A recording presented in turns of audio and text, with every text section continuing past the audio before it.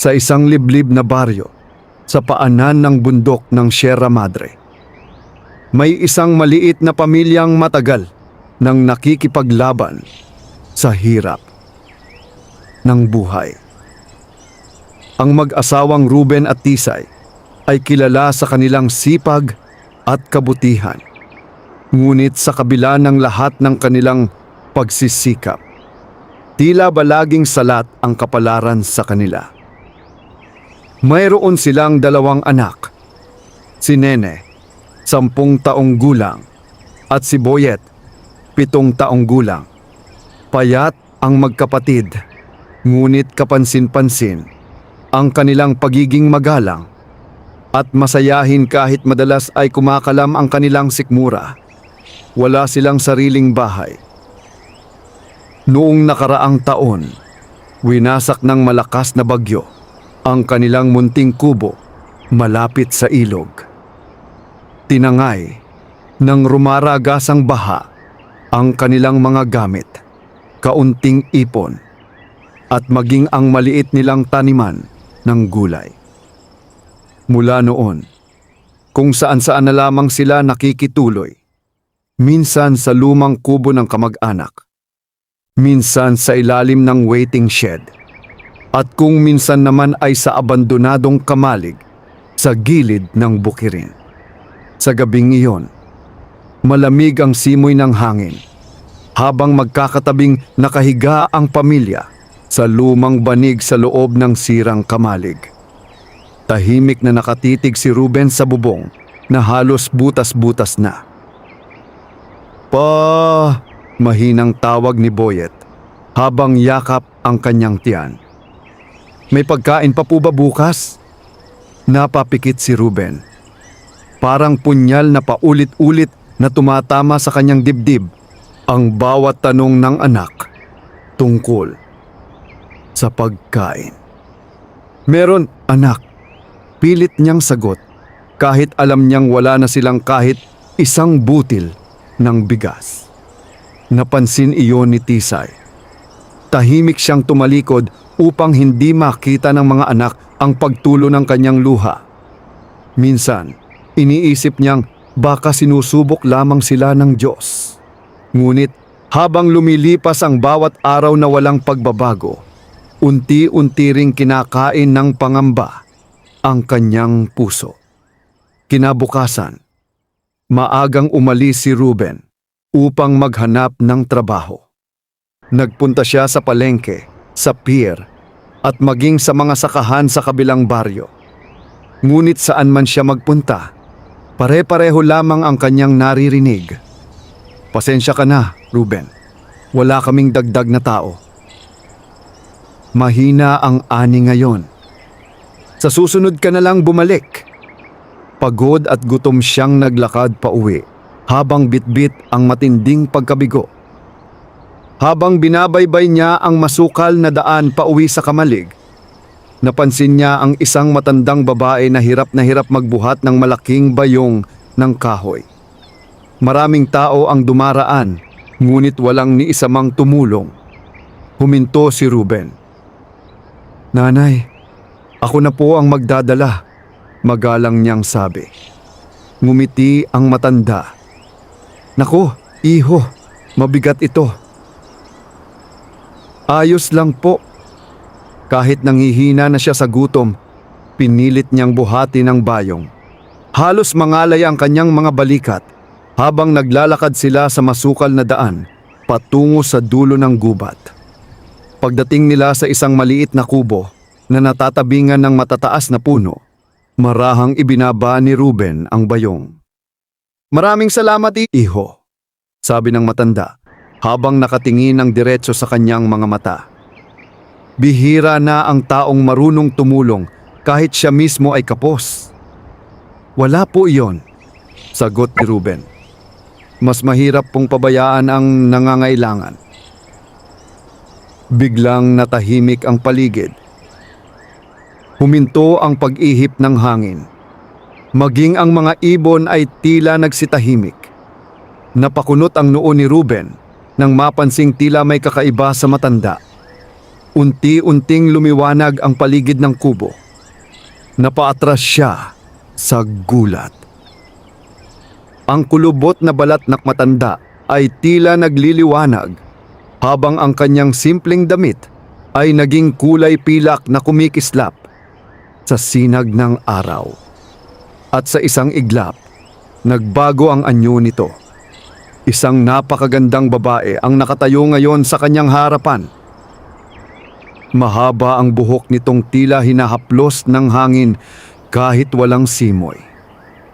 Ang kanyang mga mata ay nagniningning na parang mga bituin sa gabi. Hindi makapagsalita si Ruben. Ako ang diwata ng kagubatang ito. Malumanay nitong sabi. Matagal kitang sinusubaybayan. Napalunok si Ruben. Ako po. Marami na akong nakitang taong mayaman, ngunit makasarili. Ngunit ikaw, kahit wala ka ng makain, marunong ka pa ring tumulong. Nanginginig ang mga kamay ni Ruben. Hindi niya alam kung matatakot ba siya o luluhod. Hindi ko po kailangan ng kapalit, agad niyang sabi. Ngumiti ang diwata. At iyan ang dahilan kung bakit karapat-dapat kang pagpalain. Unti-unting lumutang sa hangin ang maliliit na gintong liwanag na parang mga alitaptap. Mula sa loob ng kubo, lumabas ang isang maliit na kahon na yari sa kahoy. Lumipad iyon patungo kay Ruben. Iuwi mo ito, sabi ng diwata.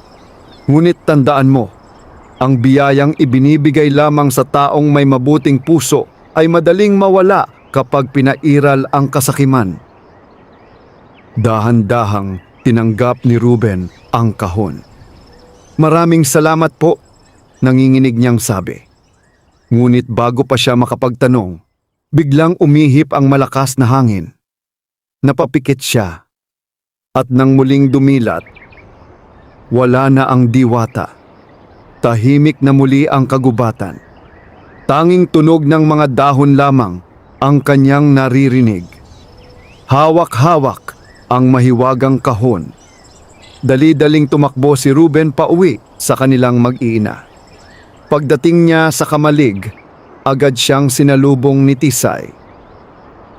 Ruben, saan ka nang galing? Nag-aalalang tanong nito. Hindi agad nakasagot si Ruben. Dahan-dahan niyang inilapag ang kahon sa lumang kahoy na mesa. Ano yan? Usisa ni Nene. Hindi ko rin alam, sagot niya. Pero galing ito sa diwata. Nagkatinginan ang mag-iina. Akala ni Tisay ay dala lamang iyon ng gutom at pagod ng asawa. Ngunit nang buksan ni Ruben ang kahon, isang nakakasilaw na liwanag ang kumalat sa buong kamalig.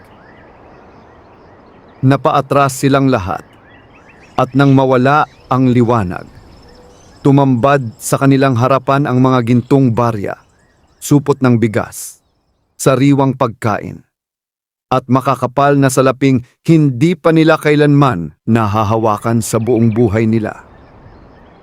Napatakip ng bibig si Tisay habang bumubuhos ang kanyang mga luha. Hindi makapaniwala si Ruben. Si Boyet naman ay napayakap agad sa kanyang ama. May pagkain na tayo?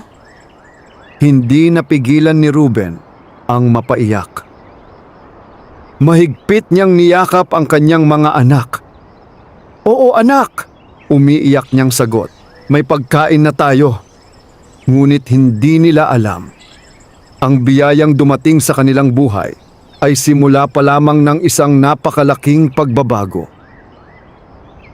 At kasabay ng pagdating ng himala, may mga matang lihim na nagmamasid sa kanila mula sa kadiliman ng gabi. Hindi agad nakatulog ang pamilya ni Ruben at Tisay ng gabing iyon. Sa unang pagkakataon, Matapos ang napakahabang panahon, nabusog silang apat. Mainit na kanin, pritong isda, at gulay na may sabaw ang nagsilbing hapunan nila. Simpleng pagkain lamang iyon para sa iba, ngunit para sa kanila ay tila handaan na ng mga hari. Tahimik na nakatingin si Tisay sa dalawang anak habang mahimbing nang natutulog ang mga ito sa ibabaw ng banig. Matagal ko nang gustong makita silang matulog ng busog, mahina niyang sabi. Naupo si Ruben sa tabi niya habang hawak pa rin ang mahiwagang kahon. Hindi pa rin siya makapaniwala sa lahat ng nangyari. Hanggang ngayon parang panaginip pa rin, bulong niya. Napatingin si Tisay sa kahon. Maliit lamang iyon at yari sa lumang kahoy. Ngunit kakaiba ang kinang nito kapag natatamaan ng liwanag ng buwan. May mga ukit din itong hindi maintindihan ni Ruben. Mga simbolong tila sinaunang sulat. Sigurado ka bang diwata talaga ang nakita mo? Tanong ni Tisay. Dahan-dahang tumango si Ruben. Hindi ako nananaginip, sagot niya. Nakita ko mismo kung paano siya nagbago ng anyo. Napahawak si Tisay sa dibdib. Lumaki siyang nakakarinig ng mga kwento tungkol sa mga nilalang sa gubat, mga engkanto, diwata at espiritong nagbabantay raw sa kalikasan. Ngunit kailanman ay hindi niya inakalang darating ang araw na magiging bahagi sila ng ganoong hiwaga. Paano kung may kapalit ang biyayang ito?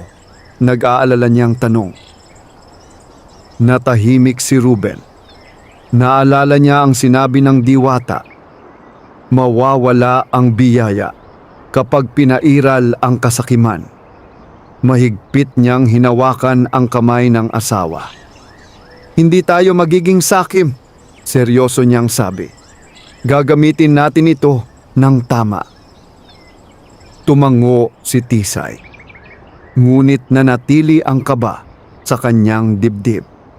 Kinabukasan, maagang nagising si Ruben dahil sa tunog ng mga yabag sa labas ng kamalig. Paglabas niya, nakita niya ang kanilang kapitbahay na si Mang Carding. Kumusta Ruben?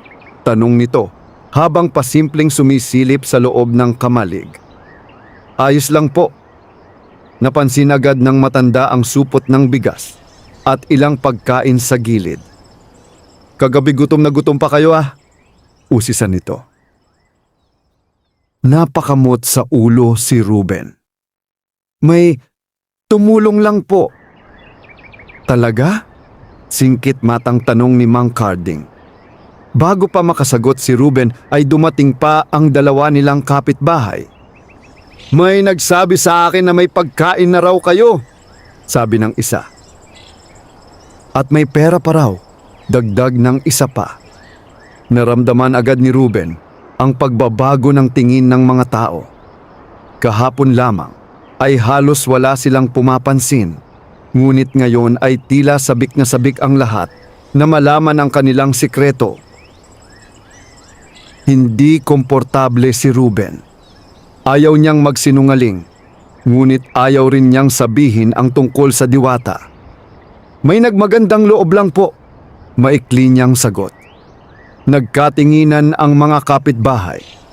May ilan na natuwa para sa kanila, ngunit mayroon ding bakas ng inggit sa mga mata. Mula sa di kalayuan, tahimik namang nakatingin si Aling Sabel.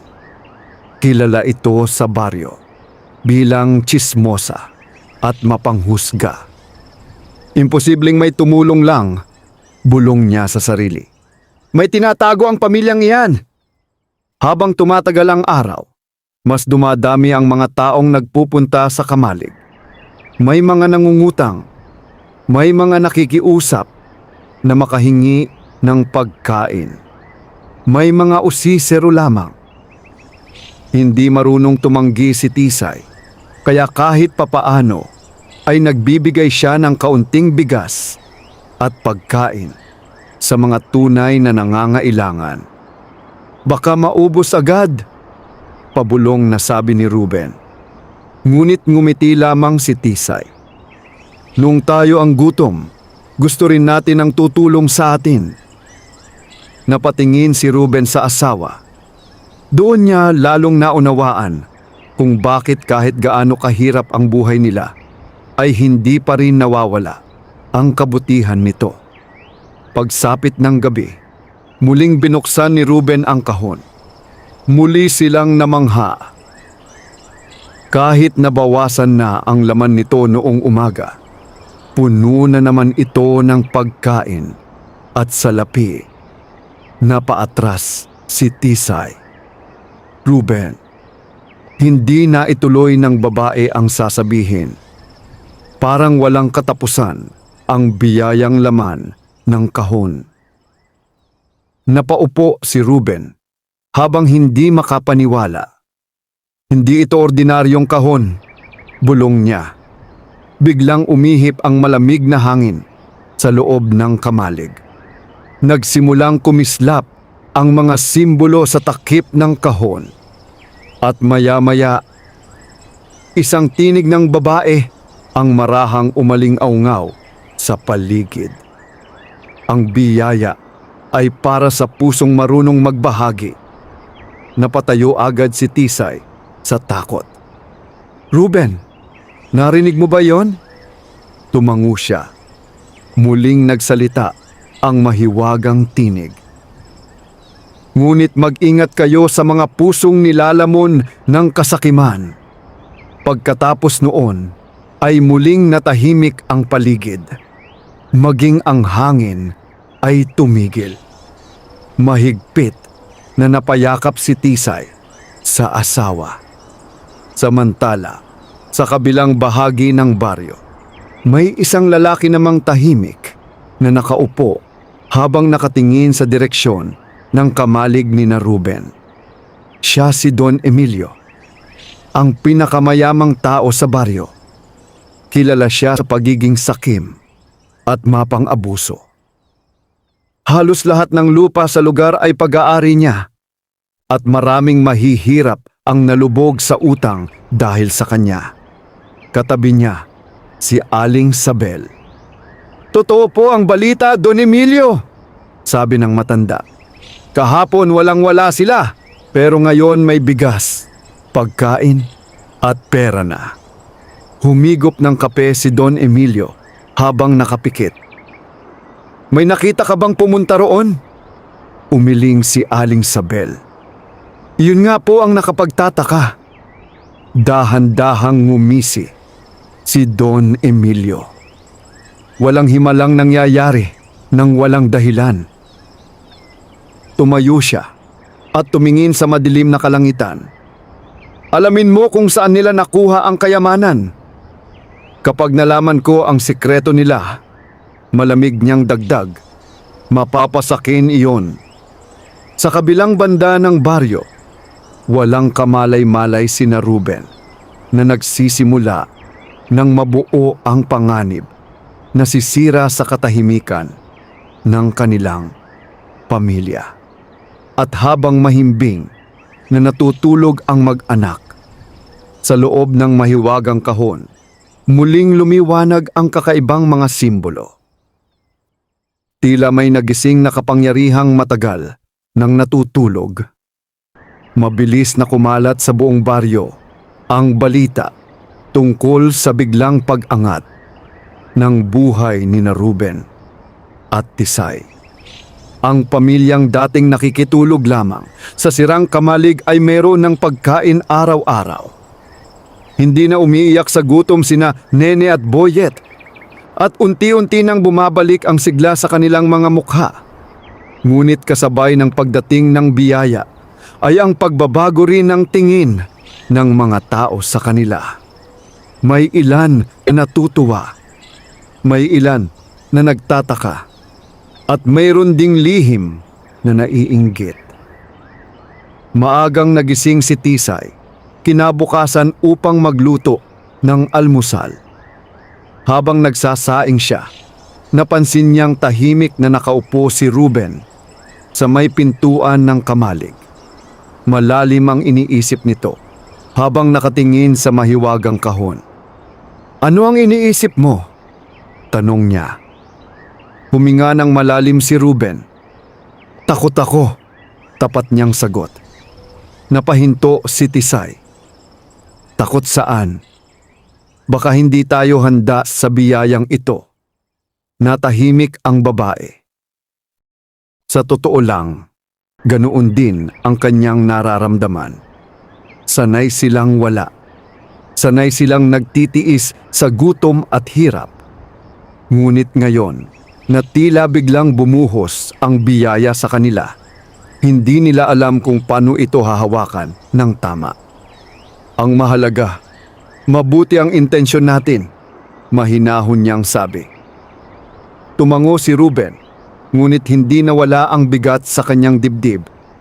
Maya-maya pa ay nagising na rin sina Nene at Boyet. Mabubusog na ba tayo lagi?" Inosenteng tanong ni Boyet habang nakangiti. Napaluha si Tisay. "O naman anak," sagot niya habang hinahaplos ang buhok nito.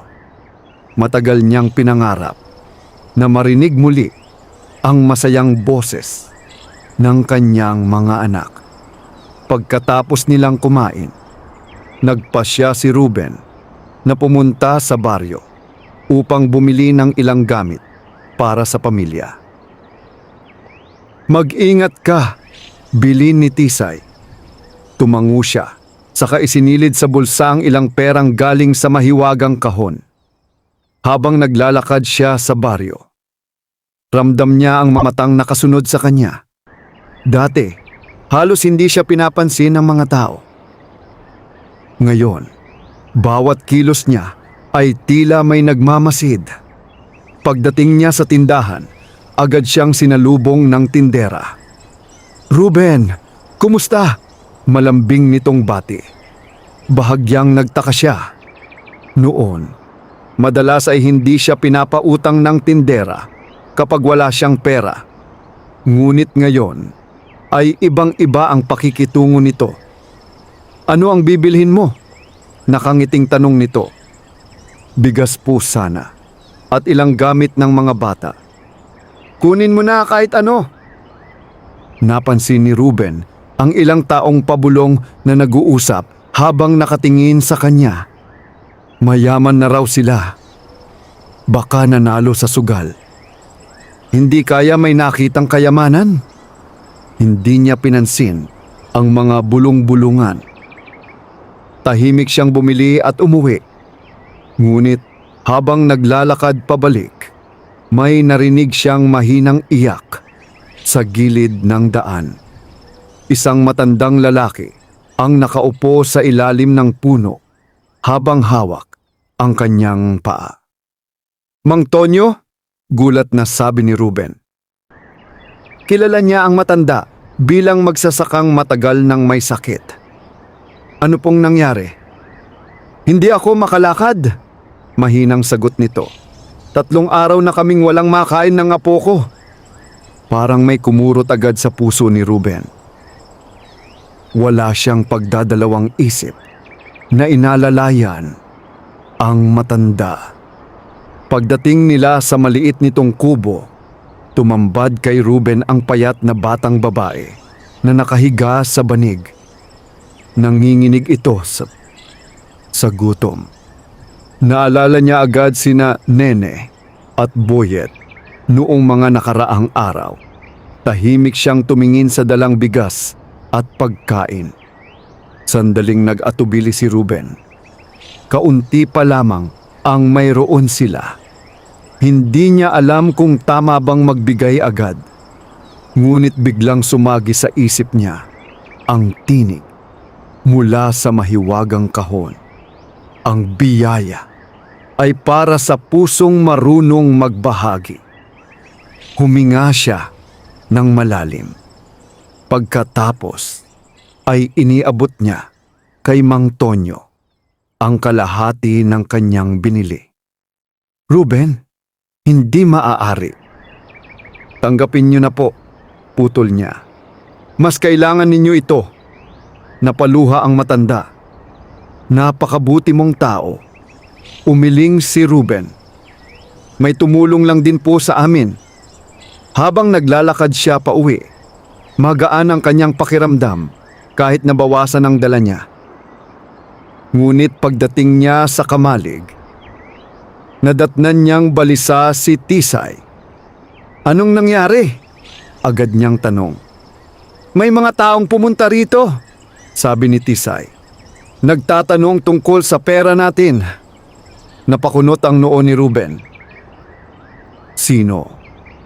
Tauhan ni Don Emilio. Biglang bumigat ang kanyang mukha. Kilala niya si Don Emilio bilang pinakamakapangyarihang tao sa baryo. Maraming natatakot dito dahil sa yaman at impluwensya nito. Ano raw ang kailangan nila? Nagtatanong kung saan natin nakuha ang pera. Tahimik na napaupo si Ruben. Hindi niya gusto ang direksyong tinatahak ng mga pangyayari. Pagsapit ng gabi, muling binuksan ni Ruben ang mahiwagang kahon. Gaya ng dati, muli itong napuno ng pagkain at pera. Ngunit may kakaiba ngayon.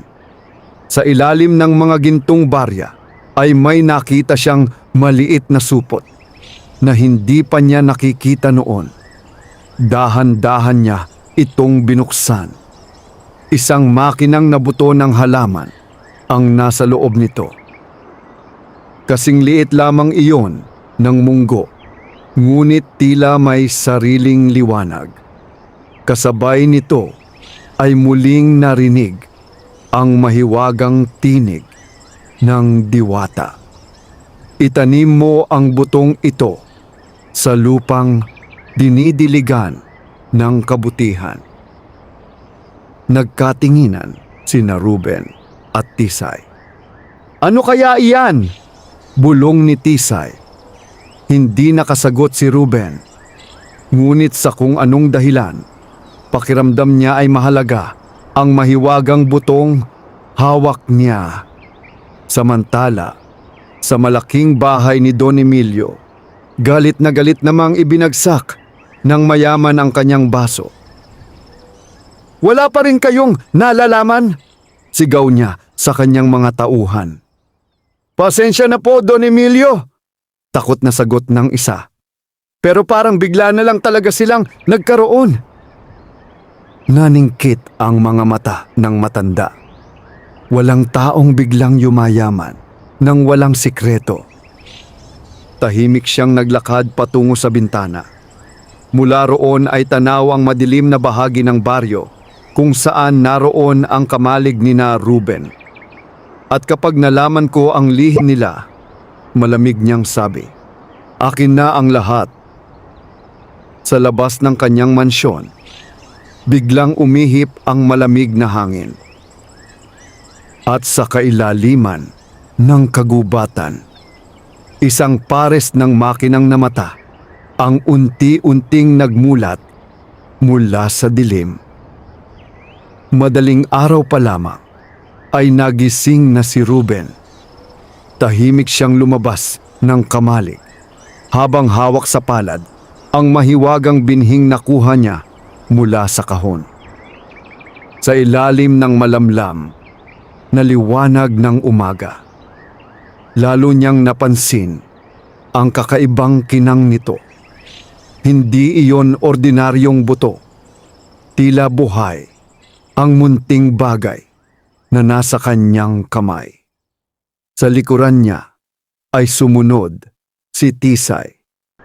Hindi ka pa rin mapakali? Mahinang tanong nito. Umiling si Ruben. Pakiramdam ko may mahalagang dahilan kung bakit ibinigay ito sa atin. Tahimik na tumingin si Tisay sa binhi. Naalala niya ang tinig na narinig nila kagabi. Itanim mo ang butong ito sa lupang dinidiligan ng kabutihan. Baka kailangan nating itong itanim. sabi niya. Napatingin si Ruben sa paligid. Ngunit saan? Wala silang sariling lupa. Ang paligid ng kamalig ay tuyot at puno ng bato. Halos walang anumang tumutubong halaman doon. Biglang naalala ni Ruben ang maliit na bakanting bahagi ng lupa sa likod ng lumang kamalig. Isang lugar na matagal nang pinabayaan dahil sinasabing walang tumutubong kahit ano roon. Subukan natin, sabi niya. Magkasama silang nagtungo sa likod ng kamalig habang tulog pa sina Nene at Boyet. Mabato ang lupa at matigas dahil sa init ng panahon. Gumamit si Ruben ng lumang kahoy upang makagawa ng maliit na hukay. Pagkatapos ay marahan niyang inilagay ang mahiwagang binhi. Tahimik silang dalawa habang tinatabunan iyon ng lupa. Ano kaya ang tutubo rito? Bulong ni Tisay. Hindi agad nakasagot si Ruben. Ngunit kakaiba ang pakiramdam niya. Parang may init na unti-unting kumakalat mula sa lupa. Pagkatapos nilang diligan ang pinagtamnan, bumalik sila sa loob ng kamalig. Lumipas ang maghapon nang walang nangyari. Ngunit pagsapit ng gabi, habang kumakain sila ng hapunan, napansin ni Nene ang kakaibang liwanag mula sa likod ng kamalig. Ano po iyon? Agad na napatayo sina Ruben at Tisay. Mabilis silang lumabas at doon napahinto silang lahat sa kanilang nakita. Sa lugar kung saan nila itinanim ang binhi, may tumubong maliit na halaman na may maninipis na dahong kulay ginto. Hindi iyon normal. Kaninang umaga lamang nila itinanim ang binhi. Ngunit ngayoy halos kalahating metro na agad ang taas nito. Napaatras si Tisay. Diyos ko! Tahimik na lumapit si Ruben.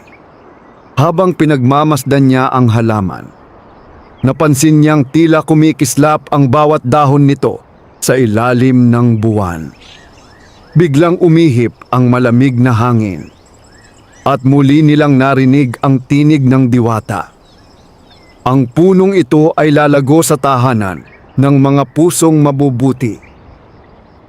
Napalingon si Ruben sa paligid. Diwata, tawag niya. Ngunit walang sumagot. Nawala muli ang tinig kasabay ng paghina ng hangin. Niyakap ni Tisay ang dalawang anak. Natakot na takot, ngunit manghang-mangha. Mahi ka po ba ito? Mahinang tanong ni Boyet. Hindi alam ni Ruben kung ano ang isasagot. Dahil kahit siya mismo ay hindi na rin maintindihan ang mga nangyayari. Kinabukasan, mas lalo silang namangha. Ang maliit na halaman kagabi ay naging isang malaking puno na.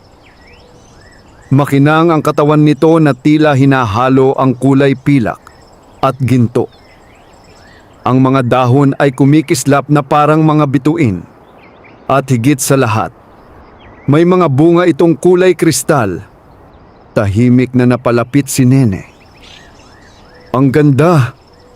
Nang maabot niya ang isa sa mga bunga, kusa itong nalaglag sa kanyang kamay. At sa sandaling mabuksan iyon, nagningning ang loob nito. Puno ng maliliit na gintong barya ang mahiwagang bunga. Napasinghap si Tisay. Ruben. Hindi makapagsalita ang lalaki. Isa-isa nilang pinitas ang ilang bunga at bawat isa ay may lamang salapi, bigas, pagkain, at kung minsan ay mamahaling alahas. Parang walang katapusan ang biyaya ng mahiwagang punong tumubo sa kanilang harapan. Ngunit habang tuwang-tuwa ang pamilya, may isang pares ng matang lihim na nakamasid mula sa malayo. Si Aling Sabel. Napanganga ito habang nakasilip mula sa damuhan. Kaya pala bulong niya. Mabilis siyang tumakbo palayo. Diretso sa malaking bahay ni Don Emilio. Pagdating niya roon, ay agad siyang pinapasok ng mga tauhan. Huminahon ka nga, inis na sabi ni Don Emilio. Ano ba talagang nakita mo? Hingal na hingal si Aling Sabel. May mahiwagang puno sila. Napakunot ang noo ng matanda. Ano? Sa likod ng kamalig, ang mga bunga, pera at kayamanan ang laman. Biglang tumahimik ang silid. Dahan-dahang tumayo si Don Emilio. Naningkit ang kanyang mga mata habang unti-unting lumalalim ang kanyang ngisi. Kaya pala, malamig niyang sabi. Lumapit siya sa bintana habang hawak ang kanyang baston. Hindi lang pala simpleng swerte ang meron sila. Tahimik siyang nag-isip sandali. Pagkatapos ay tumingin siya sa kanyang mga tauhan. Bantayan ninyo ang pamilya. At anuman ang lihim na yon, dagdag niya habang lumalamig ang boses. Dapat mapasa akin. Samantala, walang kamalay-malay sina Ruben na nagsisimula ng lumapit sa kanila ang matinding panganib. Habang masayang naglalaro sina Nene at Boyet sa paligid ng mahiwagang puno, tahimik namang nakatingin si Ruben dito. Sa unang pagkakataon, matapos ang napakahabang panahon, naramdaman niyang may pag-asa na silang mabuhay ng maayos. Ngunit sa kaibuturan ng kanyang puso, hindi pa rin nawawala ang kaba. Dahil alam niyang ang bawat biyaya ay may kaakibat na pagsubok. At tila unti-unti nang dumarating ang pinakamabigat na pagsubok sa kanilang pamilya. Lumipas ang ilang araw na tila unti-unting nagbabago ang buhay ni Ruben at Tisay. Mula sa mahiwagang puno ay sapat na biyaya lamang ang kanilang kinukuha araw-araw. Hindi nila ito inaabuso. Kumukuha lamang sila ng sapat na pagkain, kaunting salapi at mga pangangailangan ng kanilang pamilya. Hindi nagtagal, nakapagpatayo sila ng maliit ngunit maayos na bahay na yari sa kahoy at yero malapit sa dating kamalig. Hindi iyon marangya. Ngunit para kina Ruben at Tisay, isa na iyong malaking himala. Sa unang pagkakataon, may tahanan na silang matatawag na kanila. Masayang masaya sina Nene at Boyet habang inaayos ang kanilang maliit na higaan. Hindi na tayo matutulog sa malamig na sahig, nakangiting sabi ni Boyet. Napangiti si Tisay habang pinagmamasdan ang mga anak. Ngunit kahit gumagaan na ang kanilang buhay, hindi pa rin nagbabago ang ugali ng mag-asawa. Patuloy silang tumutulong sa mga kapitbahay na tunay na nangangailangan. Kapag may nagugutom, nagbibigay sila ng pagkain. Kapag may sakit, tumutulong sila sa pambili ng gamot. Dahil doon, mas lalong minahal ng ilang tao sa baryo ang kanilang pamilya. Ngunit, hindi lahat ay natutuwa. sa malaking bahay ni Don Emilio. Lalong lumalalim ang inggit at kasakiman nito. Tahimik siyang nakaupo habang pinakikinggan ang ulat ng kanyang tauhan. Totoo po ang sabi ni Aling Sabel, sabi ng lalaki. May malaking punong kakaiba sa likod ng bahay nila. At ang bunga? Malamig na tanong ni Don Emilio. Nakakita po kami ng gintong barya. Unti-unting ngumisi ang matanda. Sa buong buhay niya, wala siyang ibang hinangad kundi mas maraming kayamanan at kapangyarihan.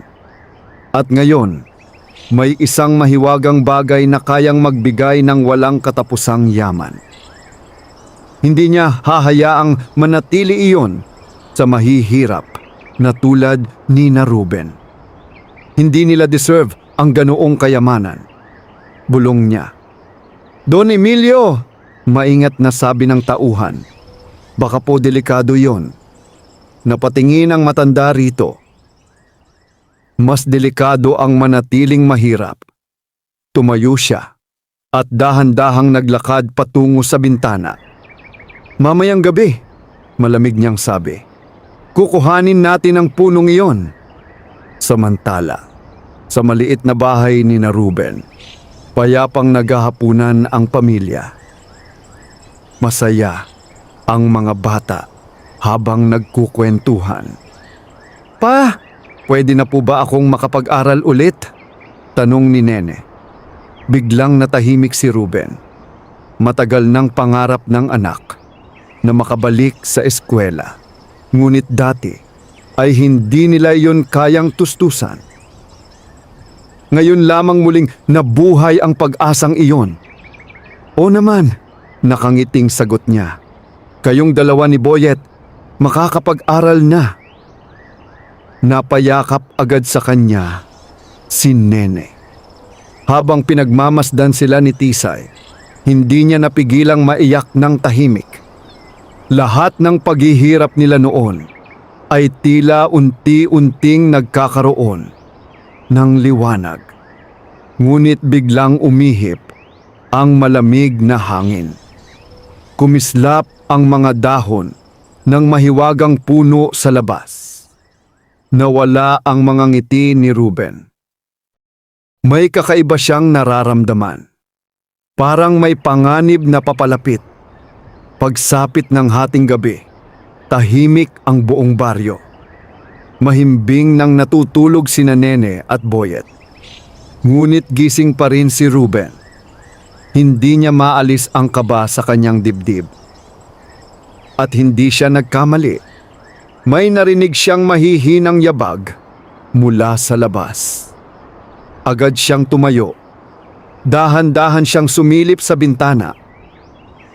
At nakita niya ang tatlong lalaking nakaitim na palihim na pumapasok sa likod ng kanilang bahay. Diretso sa mahiwagang puno. Nanlaki ang mga mata ni Ruben. Mabilis niyang ginising si Tisay. May tao sa labas. Agad na kinabahan ng babae. Tahimik na lumabas si Ruben habang may hawak na kahoy bilang panangga. Pagdating niya sa likod ng bahay, nakita niyang pilit pinuputol ng mga lalaki ang isa sa mga sanga ng mahiwagang puno. Ngunit kakaiba ang nangyayari. Sa tuwing tatama ang kanilang itak sa puno, tila may hindi nakikitang puwersang nagtutulak sa kanila palayo. Ano ba to? Takot na sigaw ng isa. Biglang lumakas ang hangin. Nagsimulang kumislap ng matindi ang buong puno at maya-maya, isang nakakasilaw na liwanag ang sumabog mula rito. Napahiyaw ang mga lalaki habang isa-isang natumba sa lupa. Parang may malakas na puwersang humampas sa kanila. Tumakbo agad ang mga ito palayo habang nanginginig sa takot. Tahimik na napatayo si Ruben. Hindi siya makapaniwala sa kanyang nasaksihan. Biglang muling narinig ang tinig ng diwata. Ang biyayang ipinagkaloob sa mabuting puso ay hindi maaaring nakawin ng sakim. Napalunok si Ruben. Kasabay noon ay unti-unting humina ang liwanag ng puno. Muling natahimik ang paligid. Pagkaraan ng ilang sandali, lumabas si Tisay kasama ang mga bata. Anong nangyari? Takot na tanong nito. May nagtangkang magnakaw, sagot ni Ruben. Napahawak si Tisay sa dibdib habang niyayakap ang mga anak. Kilalang kilala ko ang mga lalaking iyon, mahinang sabi ni Ruben. Sila ang mga tauhan ni Don Emilio. Natahimik silang lahat. Ngayon ay sigurado na sila. Hindi titigil si Don Emilio hanggat hindi niya nakukuha ang lihim ng mahiwagang puno. Samantala, sa malaking bahay ng matanda, galit na galit namang nagwawala si Don Emilio matapos marinig ang nangyari. Mga inutil! Sigaw niya habang ibinabagsak ang kanyang baston. Hindi namin malapitan ang puno! Nanginginig na sabi ng isa sa mga tauhan. Parang may kapangyarihang nagtatanggol dito! Humihingal sa galit si Don Emilio. Habang tumatagal, lalo lamang lumalaki ang kanyang pagnanais na mapasa kamay ang mahiwagang puno. At dahil sa matinding kasakiman, unti-unti nang nagdidilim ang kanyang puso. Hindi niya alam na ang bawat hakbang niya palapit sa kapangyarihan ng diwata ay siya ring paglapit niya sa kapahamakan. Pagkatapos ng tangkang pagnanakaw ng mga tauhan ni Don Emilio, hindi na muling naging payapa ang gabi para kina Ruben at Tisay. Bawat kaluskos sa labas ng kanilang bahay ay nagdudulot ng kaba sa kanilang dibdib. Habang mahimbing na natutulog sina Nene at Boyet, tahimik namang nakaupo ang mag-asawa malapit sa bintana. Tanaw nila mula roon ang mahiwagang puno sa likod ng bahay. Kumikislap ang mga dahon nito sa ilalim ng buwan. Tila isang buhay na bantay na nagmamasid sa kanilang pamilya. Hindi na tayo ligtas. Mahina, ngunit mabigat na, sabi ni Tisay. Hindi agad sumagot si Ruben. Alam niyang tama ang asawa. Simula nang dumating ang biyaya sa kanilang buhay, tila kasabay rin nitong dumating ang panganib. Kung gusto lang ni Don Emilio ng pera, hindi siya titigil. Dagdag ni Tisay. Napabuntong hininga si Ruben. Pero hindi naman atin ang kapangyarihang ito, sagot niya. Ipinagkatiwala lang sa atin. Biglang umihip ang malamig na hangin sa loob ng bahay. Kasabay noon ay muling kumislap ang mga dahon ng mahiwagang puno. Nagkatinginan ang mag-asawa. Unti-unting lumiwanag ang paligid. At maya-maya, isang babae ang dahan-dahang lumitaw malapit sa puno. Mahaba ang buhok nitong tila sumasayaw sa hangin. Nakasuot siya ng makinang nakasuotang kulay pilak at berde, habang napapalibutan ng maliliit na gintong liwanag. Napahawak agad si Tisay sa braso ni Ruben.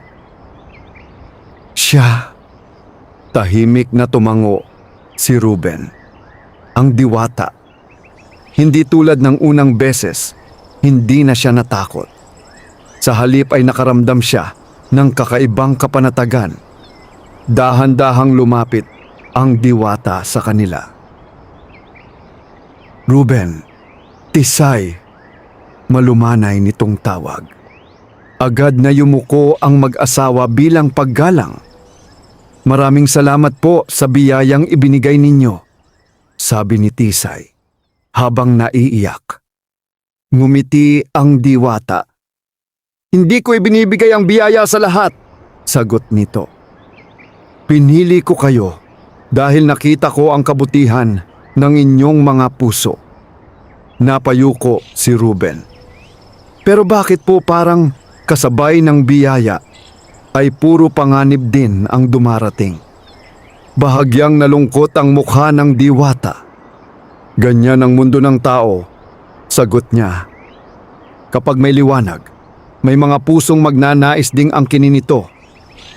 Tahimik na umihip ang hangin sa paligid nila. Makinig kayong mabuti, dagdag ng diwata habang tumitindi ang kanyang mga mata. Ang mahiwagang punong iyan ay hindi ordinaryong halaman.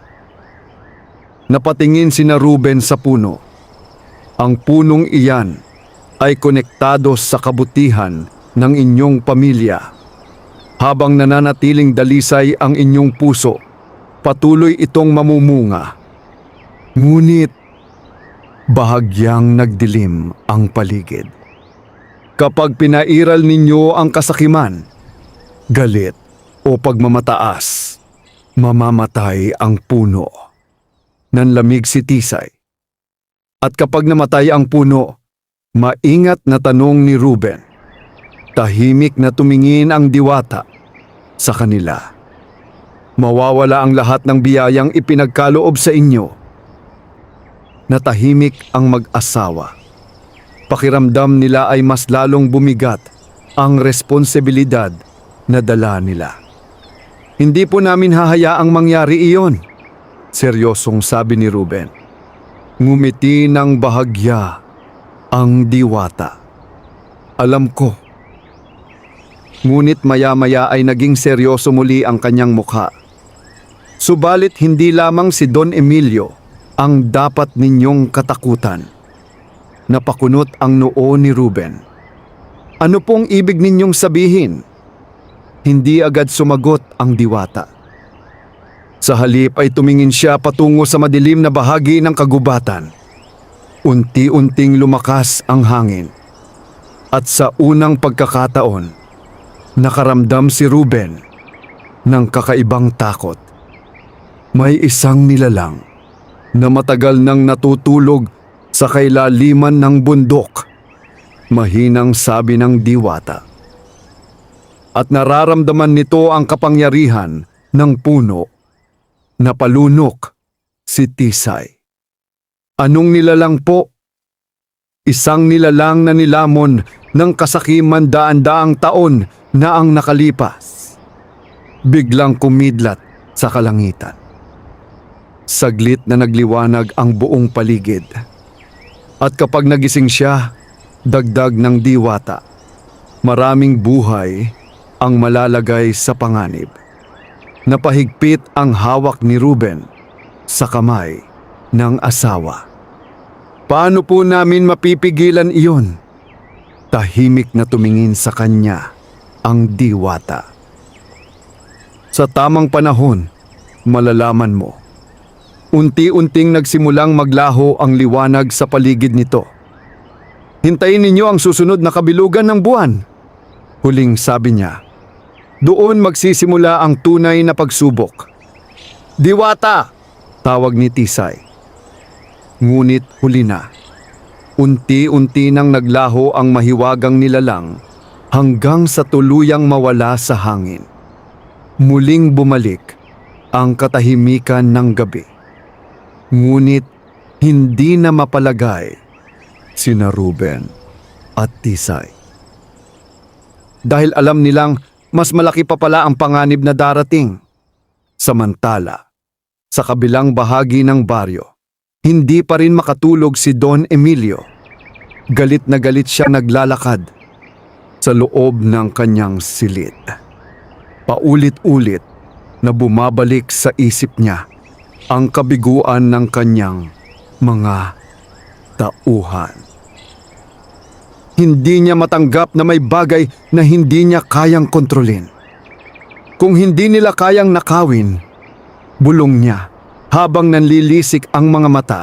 Ako mismo ang kukuha. Biglang umihip ang malamig na hangin sa loob ng kanyang silid. Namatay ang kandila. Napahinto si Don Emilio at mula sa madilim na sulok ng kanyang kwarto, may narinig siyang mahinang tinig. Gusto mo ba ng mas malaking kapangyarihan? Nanigas siya. Sinong nandyan? Unti-unting lumitaw ang dalawang mapupulang mata mula sa dilim. Kasabay nito ay bumigat ang hangin sa buong silid at sa unang pagkakataon sa kanyang buhay, nakaramdam ng takot si Don Emilio. Nanigas si Don Emilio habang nakatitig sa dalawang mapupulang matang unti-unting lumilitaw mula sa madilim na sulok ng kanyang silid. Hindi siya makagalaw. Parang may mabigat na puwersang pumipigil sa kanyang katawan. Unti-unting lumamig ang paligid. Maging ang apoy ng mga kandila ay tila natakot at kusa na lamang namatay. Sinong nandyan? Muli niyang tanong, ngunit ngayon ay nanginginig na ang kanyang tinig. Maya-maya, isang matangkad na nilalang ang lumabas mula sa dilim. Nakatakip ng maitim na balabal ang buong katawan nito. Hindi maaninag ang muka maliban sa mapupula nitong mga mata na tila nagliliyab sa galit at puot. Napaatras si Don Emilio. Hindi mo kailangang malaman kung sino ako, malamig na sabi ng nilalang. Ang mahalaga, pareho tayo ng nais. Humugot ng hangin si Don Emilio upang lakasan ang loob. Anong ibig mong sabihin? Bahagyang ngumisi ang nilalang. Ang mahiwagang puno. Nanlaki ang mga mata ni Don Emilio. Paano mo nalaman? Marami akong nalalaman. Biglang umihip ang malakas na hangin sa loob ng silid. Kasabay nito ay tila dumilim pa lalo ang paligid. Tulad mo, dagdag ng nilalang. Matagal ko nang hinahanap ang kapangyarihang taglay ng punong iyon. Tahimik na napalunok si Don Emilio. Hindi niya maintindihan kung bakit. Ngunit sa kabila ng takot, ay naramdaman niyang tila may kakaibang kapangyarihang nanggagaling sa nilalang. At matutulungan mo akong makuha yon? Maingat niyang tanong. Tumawa ng mahina ang nilalang. Kayang-kaya kong kunin ang puno anumang oras. Kung ganoon, bakit hindi mo pa ginagawa? Biglang tumahimik ang nilalang. Pagkatapos, ay dahan-dahan itong lumapit. Dahil may proteksyon ng diwata ang pamilya, nanikip ang dibdib ni Don Emilio. Tanging pusong puno ng kasakiman lamang ang maaaring sumira sa biyayang iyon. Unti-unting nagliwanag ang mapupulang mata ng nilalang. At ikaw ang taong kailangan ko. Napatitig si Don Emilio rito. Sa buong buhay niya, marami na siyang ginawang kasamaan para yumaman. Nanlamang siya ng kapwa, nagpalayas ng mahihirap sa kanilang lupa, at naningil ng sobra-sobra sa mga umutang sa kanya. Ngunit ngayon lamang siya nakaramdam ng ganitong uri ng panganib. Anong kapalit? Tanong niya. Bahagyang ngumiti ang nilalang. Maliit na bagay lamang. Tahimik na lumapit ito sa kanya. Kapag nakuha mo ang kapangyarihan ng puno, bahagi nito ay magiging akin. Anong bahagi? Hindi agad sumagot ang nilalang. Sa halip ay tumingin ito sa bintana kung saan tanaw ang madilim na kagubatan. Ang liwanag ng puno ang matagal nang nagpapahina sa akin. Malamig nitong sabi. Kapag nawala ang proteksyon nito, muli akong magiging ganap na malakas. Napalunok si Don Emilio. Hindi niya lubos maintindihan ang ibig sabihin ng nilalang. Ngunit isang bagay ang malinaw sa kanya. Ito ang pagkakataon niyang makuha ang kayamanang matagal na niyang inaasam. Ano ang kailangan kong gawin? Tanong niya. Unti-unting ngumisi ang nilalang. At iyan ang simula ng iyong tunay na kapalit. Samantala, sa bahay ni na Ruben, tahimik nang natutulog ang buong pamilya. Ngunit si Ruben ay muling nagising ng madaling araw. May kakaiba siyang nararamdaman. Parang may mabigat na presensyang gumagapang sa hangin. Dahan-dahan siyang bumangon at sumilip sa bintana. Tahimik ang paligid. Ngunit napansin niyang tila mahina ang kinang ng mahiwagang puno. Nanlamig ang kanyang pakiramdam. Agad siyang lumabas ng bahay. Paglapit niya sa puno, napansin niyang may ilang dahon itong unti-unting nangingitim. Anong nangyayari? Bulong niya. Biglang umihip ang malamig na hangin. Kasabay nito ay may narinig siyang mahinang ungol mula sa malayong bahagi ng kagubatan.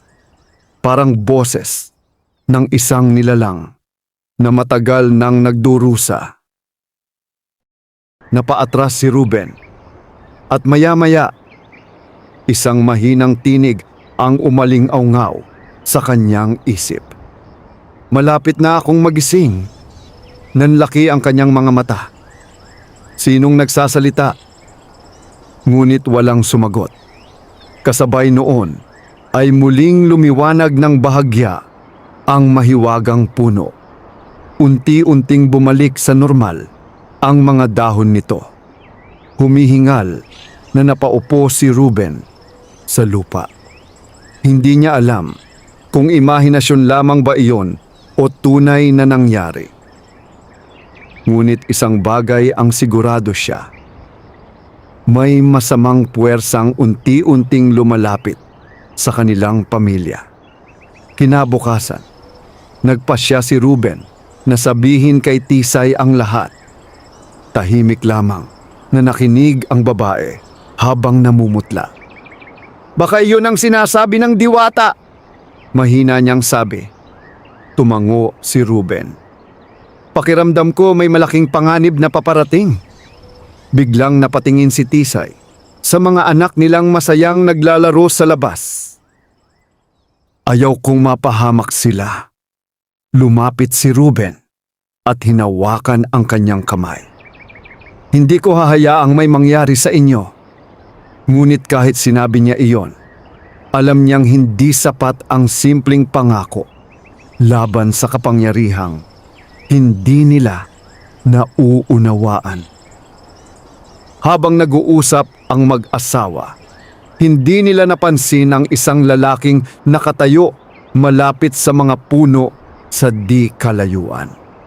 Isa ito sa mga tauhan ni Don Emilio. Tahimik nitong pinagmamasdan ang kanilang bahay.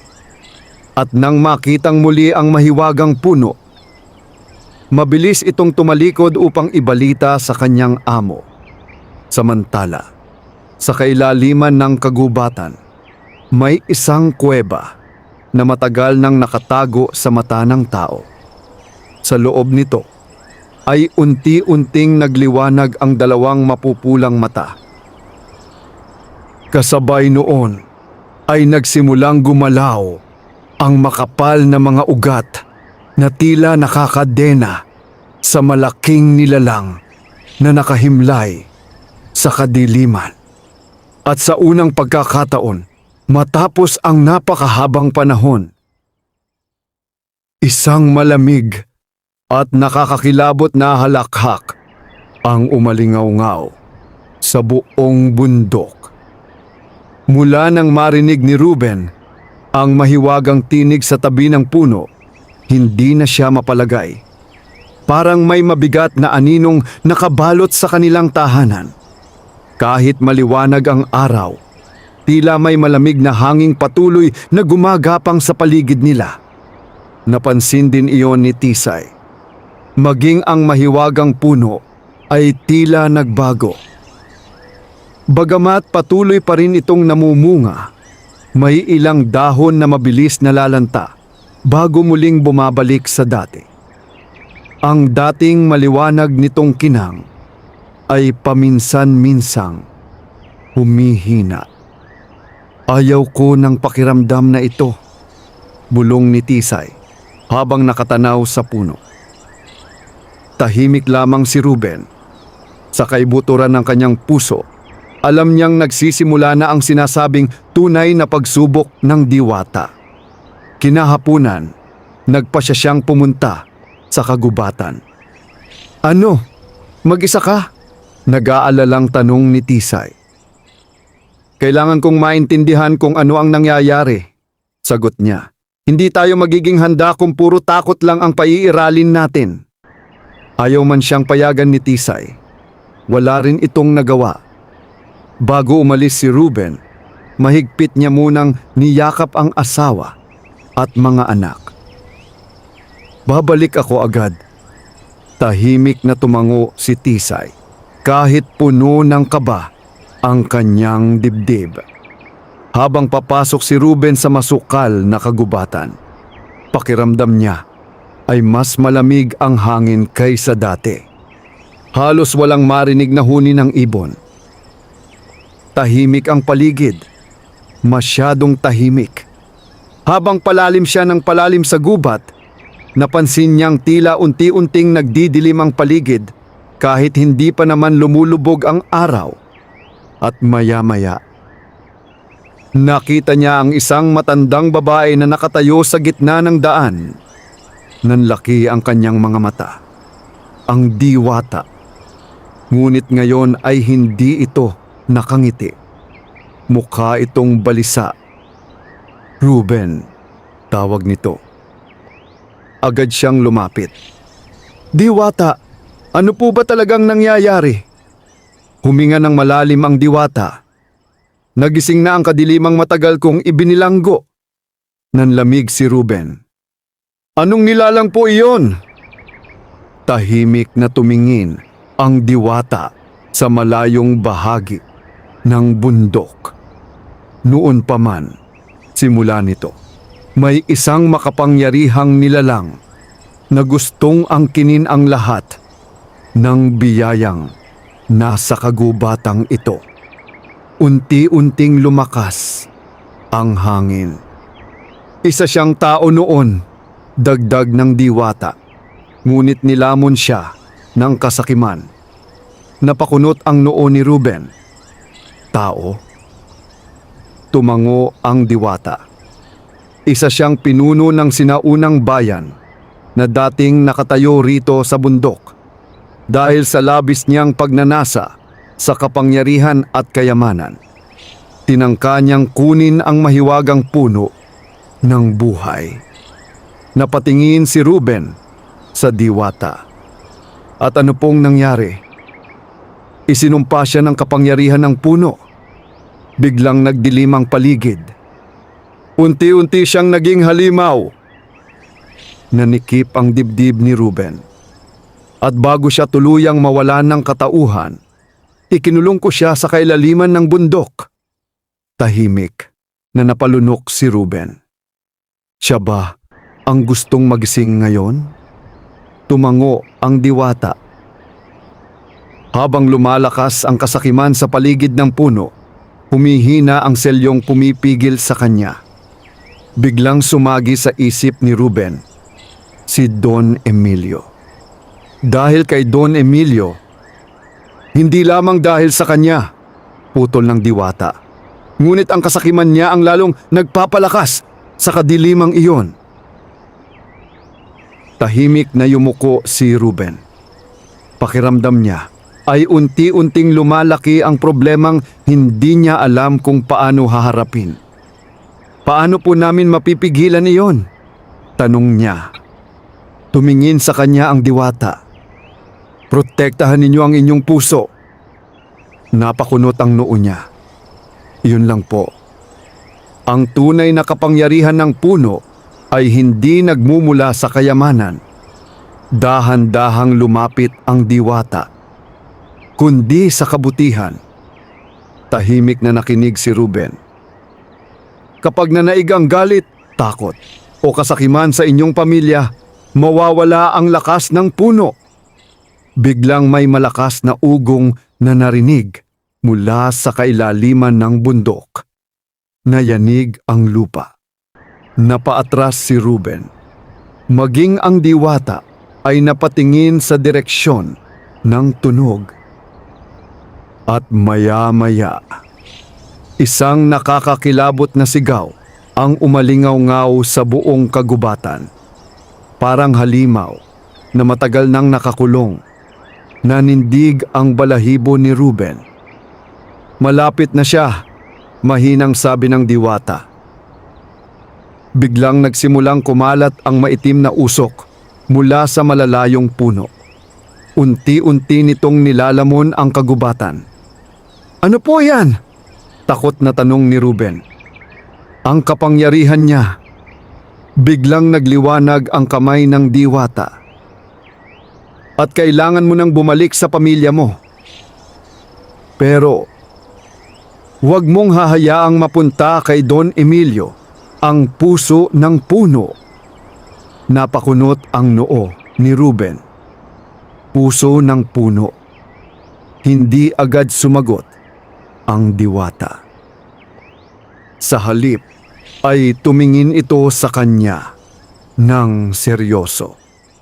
Nasa ilalim ng punong iyan ang tunay na pinagmumulan ng biyaya. Nanlamig si Ruben. At kapag nakuha iyon ng maling tao, hindi na nito itinuloy ang sasabihin. Ngunit sapat na ang takot sa mga mata ng diwata upang maunawaan niyang napakalaking panganib ang naghihintay sa kanila.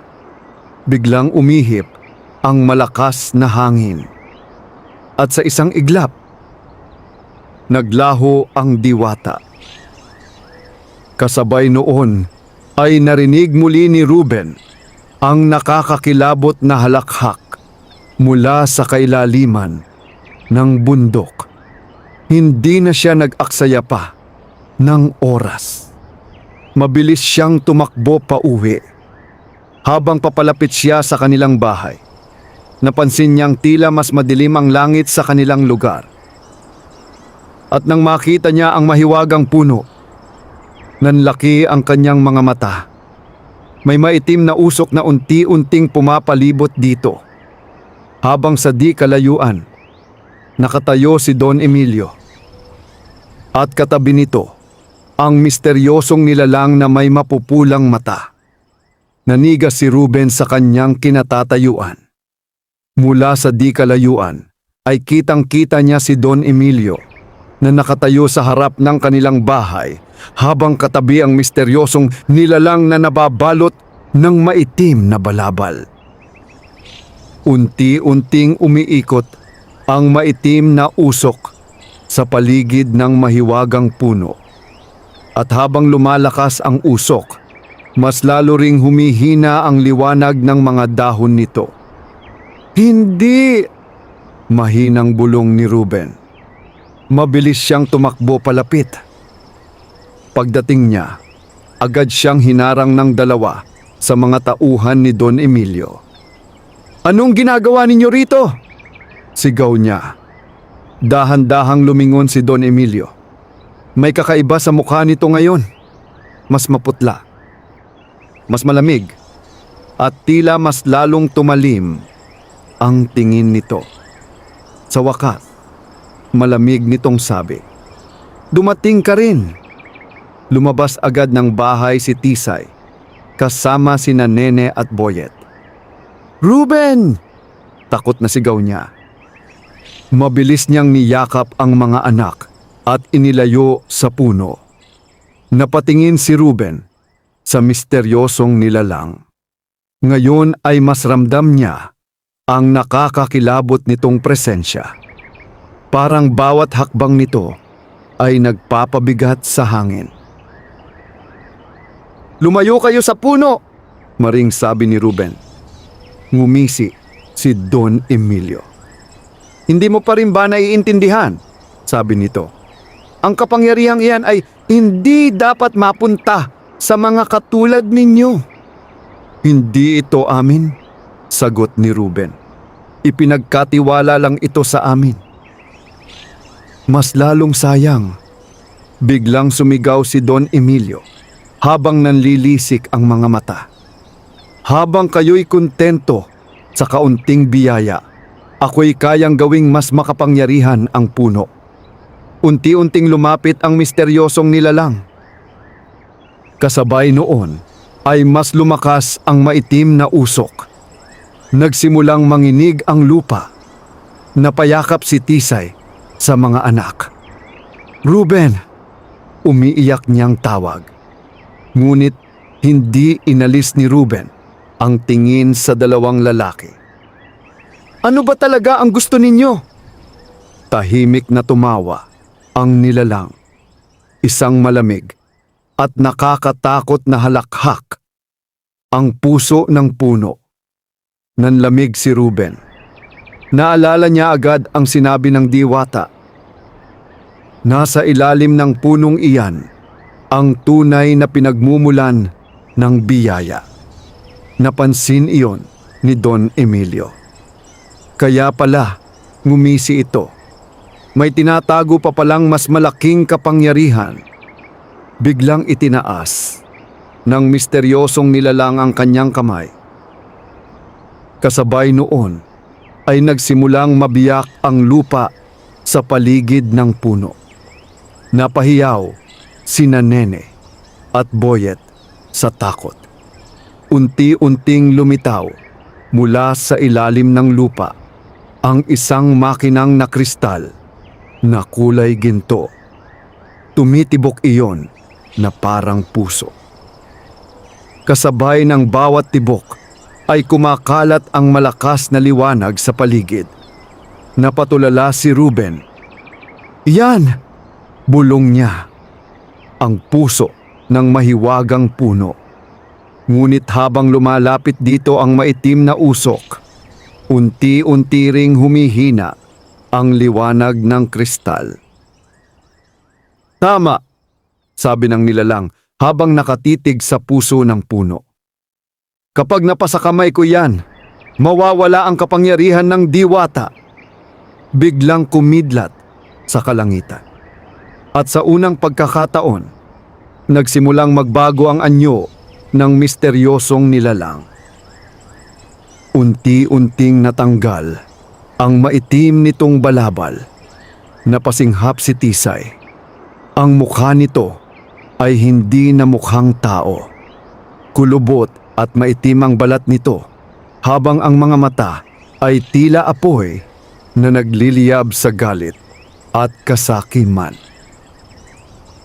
May mahahabang ugat na maitim na gumagapang sa kanyang leeg at mga kamay. Siya ang isinumpang nilalang. Nanginginig na bulong ni Ruben. Ngumisi ang halimaw. Matagal ko nang hinintay ang araw na ito. Biglang tumingin ito kay Don Emilio. "At oras na para tuparin mo ang bahagi mo sa kasunduan." Bahagyang kinabahan ang matanda. "Anong ibig mong sabihin?"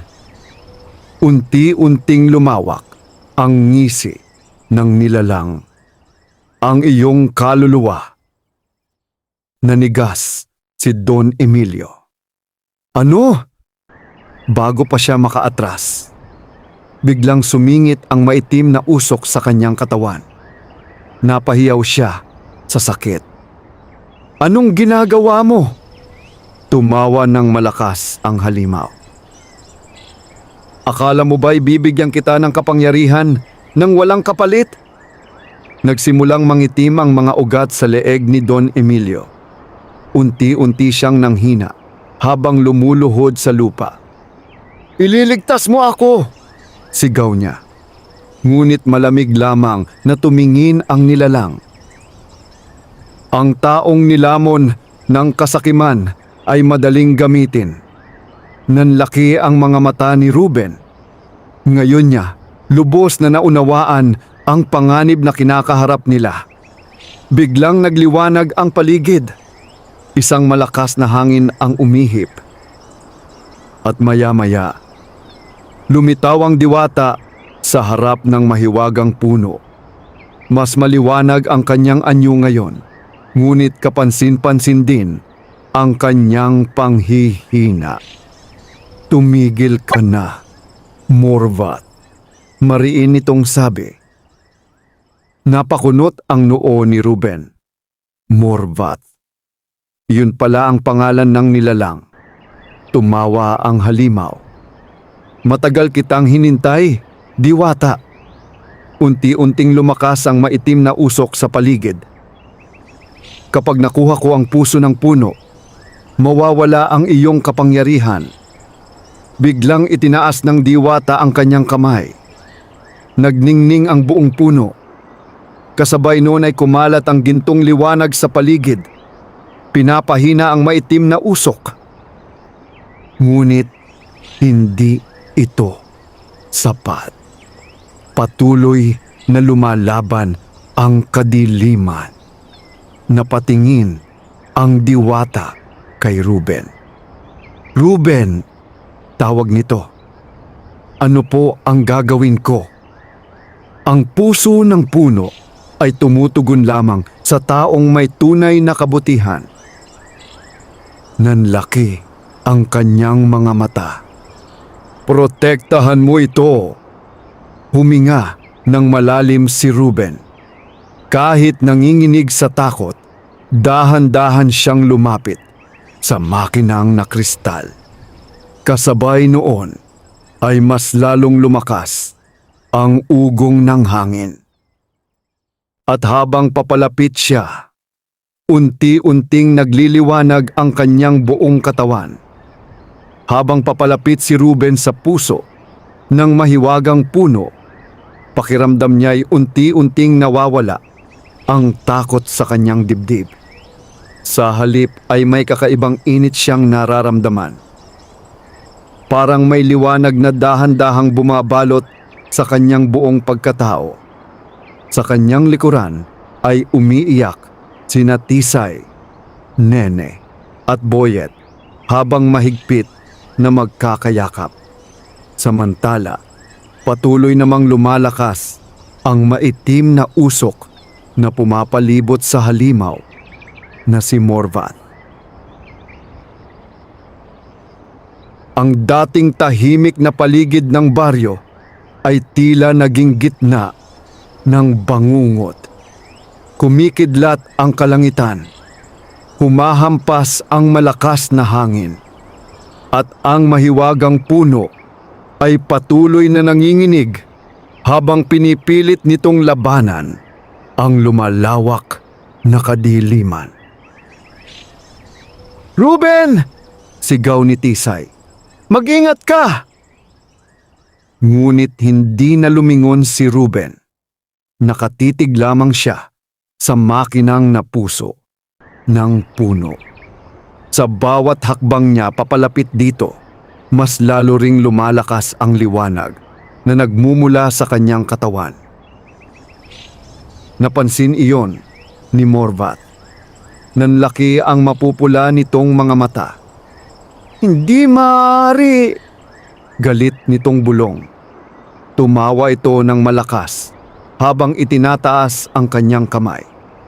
Kasabay noon ay sumugod ang maitim na usok patungo kay Ruben na tila buhay na ahas. Ngunit bago pa iyon makalapit, isang gintong liwanag ang biglang sumabog mula sa puso ng puno. Napaatras si Morvat. Napahiyaw ito sa galit. Hindi mo siya maaaring galawin, malakas na sabi ng diwata. Ngunit kapansin-pansin na nanghihina na rin ito. Unti-unti nang kumukupas ang kanyang liwanag habang lumalakas ang kadiliman sa paligid. Samantala, si Don Emilio ay nakaluhod sa lupa habang nanginginig. Maitim na ang mga ugat sa kanyang katawan. "Tulungan ninyo ako!" umiiyak niyang sabi. Ngunit walang makalapit sa kanya. Unti-unti na siyang nilalamon ng sariling kasakiman. Habang hawak ni Ruben ang puso ng puno, may mga larawang biglang lumitaw sa kanyang isipan. Nakita niya ang kanilang paghihirap noon. Ang mga gabing gutom silang natutulog.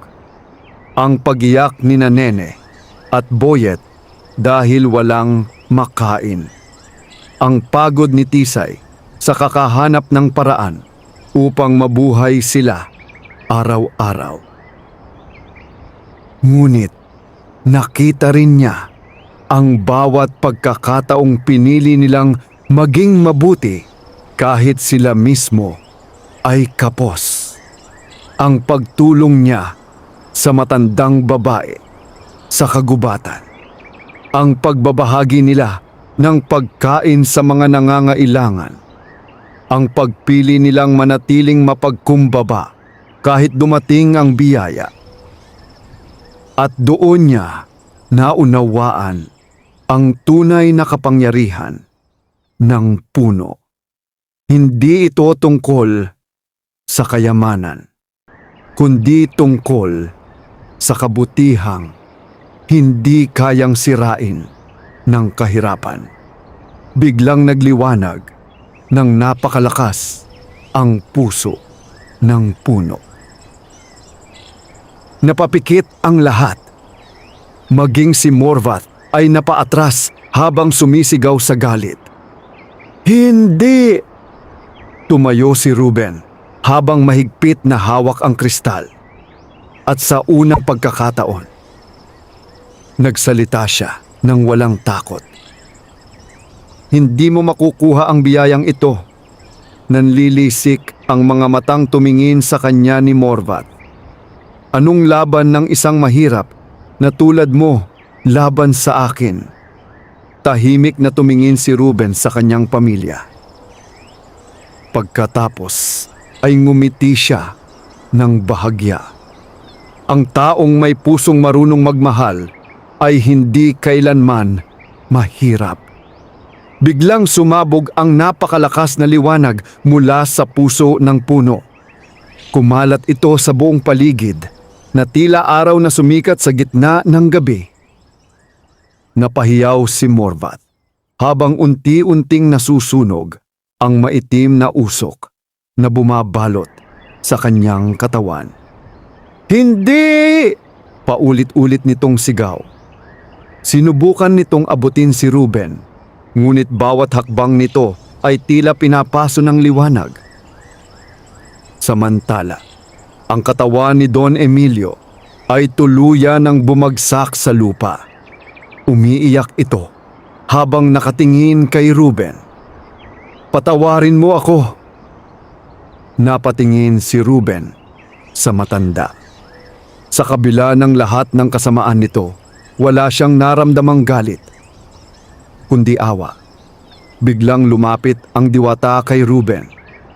"Panahon na," sabi nito. Tumango si Ruben. Pagkatapos ay itinaas niya ang puso ng puno. Kasabay noon ay mas lalong lumakas ang gintong liwanag. Unti-unting nagsimulang mabiyak ang katawan ni Morvat. At sa loob ng kanyang mapupulang mata, sa unang pagkakataon ay nakita ang takot. "Hindi, ayokong mawala." Ngunit huli na ang lahat. Sa isang nakakasilaw na pagsabog ng liwanag. Tuluyang naglaho si Morvath kasama ang lahat ng maitim na usok na bumabalot sa paligid. Biglang tumahimik ang buong baryo. Humina ang hangin. Nawala ang mga ulap. At unti-unting lumiwanag ang kalangitan habang sumisikat ang araw. Tahimik na napaluhod si Ruben habang hawak pa rin ang puso ng puno. Maya-maya ay marahang lumapit si Tisay at ang mga bata upang yakapin siya. Mahigpit silang nagyakapan habang umiiyak. "Tapos na ba?" Mahinang tanong ni Boyet. Ngumiti si Ruben habang hinahaplos ang ulo ng anak. "Oo anak, tapos na." Lumapit ang diwata sa kanila. Ngunit ngayon ay tila mas mahina na ang kanyang liwanag. "Maraming salamat," malumanay nitong sabi. Umiling si Ruben.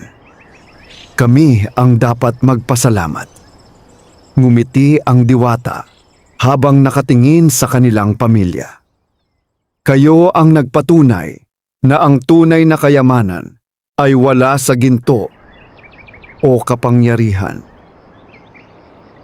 Tahimik na umihip ang malamig na hangin. Kundi nasa pusong marunong magmahal, tumulong at maging mabuti. Unti-unting nagsimulang lumiwanag ang buong katawan ng diwata. Napansin iyon ni Tisay. "Diwata, panahon ko na upang magpaalam." Nanlaki ang mga mata ni Nene at Boyet.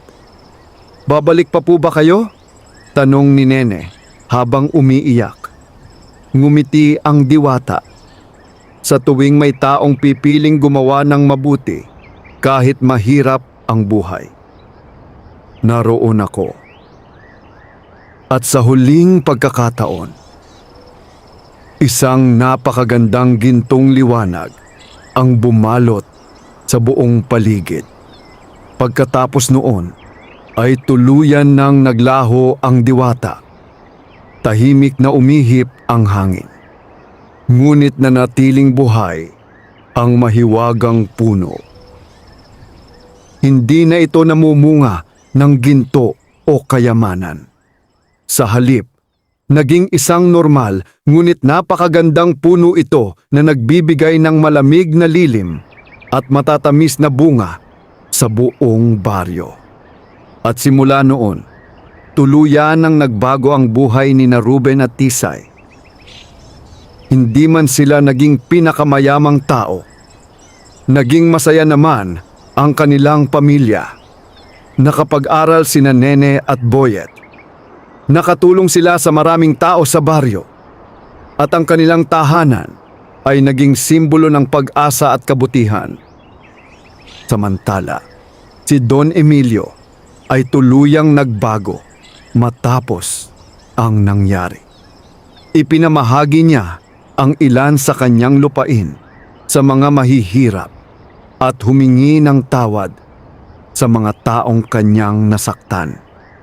Dahil minsan, sa buhay niya, naunawaan niya na ang kasakiman ay walang naidudulot kundi kapahamakan. At sa tuwing sumasayaw ang hangin sa mga dahon ng mahiwagang puno, naaalala ng buong baryo ang aral na iniwan ng diwata. Ang tunay na biyaya ay hindi nasusukat sa dami ng kayamanan, kundi sa kabutihang handang ibahagi ng isang tao sa kapwa. Wakas.